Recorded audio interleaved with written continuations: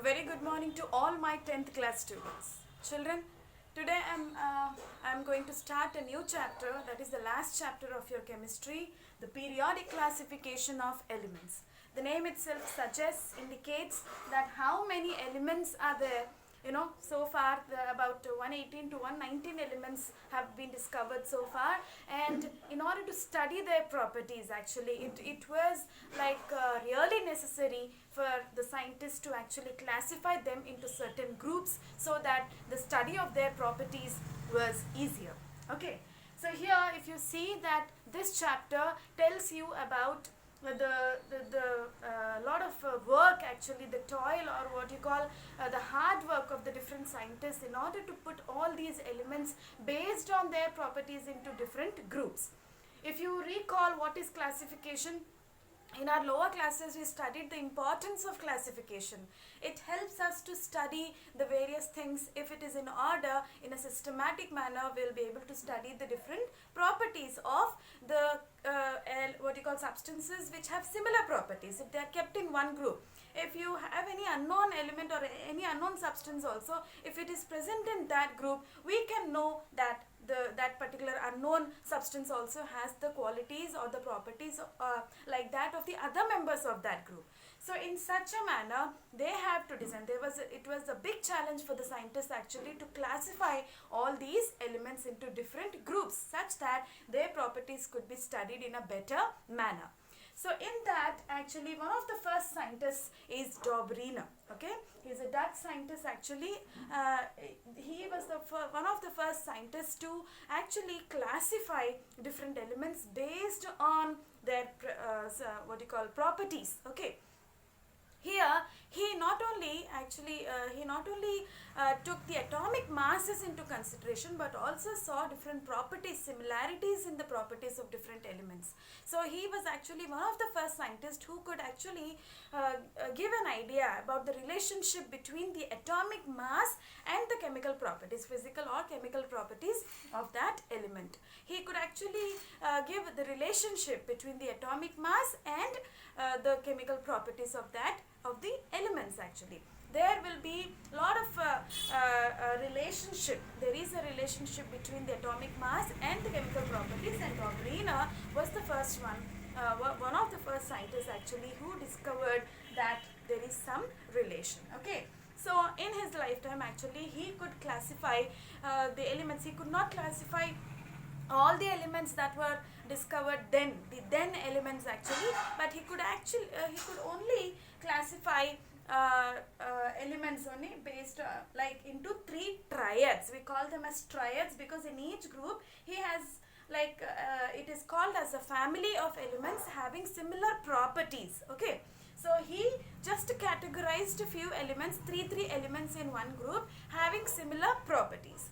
So if you see, in his lifetime actually he could only classify three triads, one group containing three elements. Such three groups he could classify. The first group is called as the alkali metal group.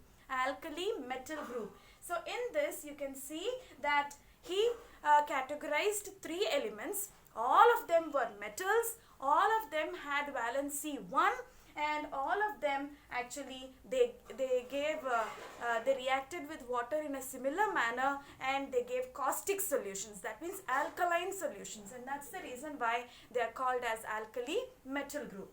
So in this group you can see that there are three elements: lithium, sodium and potassium. All of them have similar properties as I mentioned now, and I told you that he also gave some relationship between some idea of the atomic mass relationship also. So you can see that these are the atomic masses. Lithium has the atomic mass of 7, sodium 23 and potassium 39.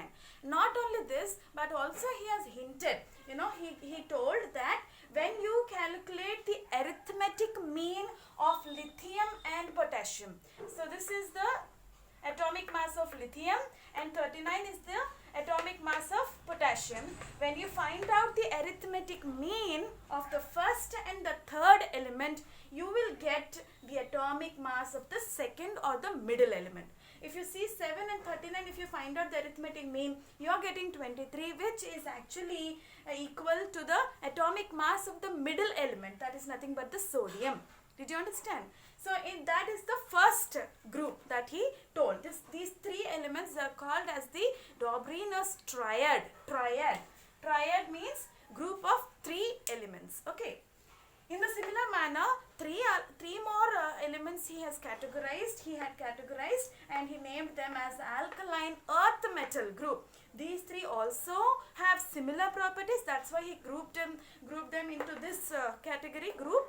So, which is called as the alkaline earth metal group, because their oxides are found in the earth, existed in the earth, and then exist in the earth, and then all the three are metals again, and they have valency 2. So you can see that all similar properties these three also have. What are these three? Can you name them? Calcium, strontium, and barium. If you see calcium, strontium, and barium, they have their own atomic masses, and the same thing applies here also. The first element and the third element, if you find out their arithmetic mean, that means average of these two, 40 plus 137 by 2, you'll get a value 88.5, which is close, almost approximately similar or equal to the atomic mass of strontium. So this is another triad, children.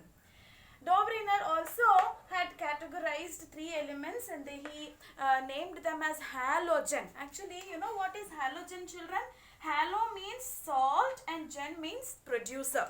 So these are salt producers. When they react with water, when they react with metals, they produced salts. So we have seen this, chlorine, bromine and iodine. These are called halogens because upon reaction with metals, they formed salts. If it is zinc, zinc chloride, magnesium, magnesium chloride, we have seen that, isn't it? So all these are grouped under the halogen group, and the same applies here too. You can see that the arithmetic mean of the chlorine and iodine together, it is giving a value of 81.2, which is closer to the atomic mass of bromine. So this was actually one of the first steps actually to classify all those different elements, and you can understand how tedious that work is to classify all elements in different groups. Okay.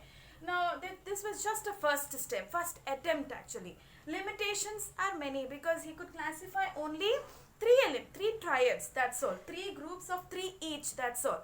But he could not classify all the elements that were present during his time. That is mainly so his triads, actually this law, or what you call classification, was unsuccessful. But it really gave chance or ideas to other scientists in order to improve the classification.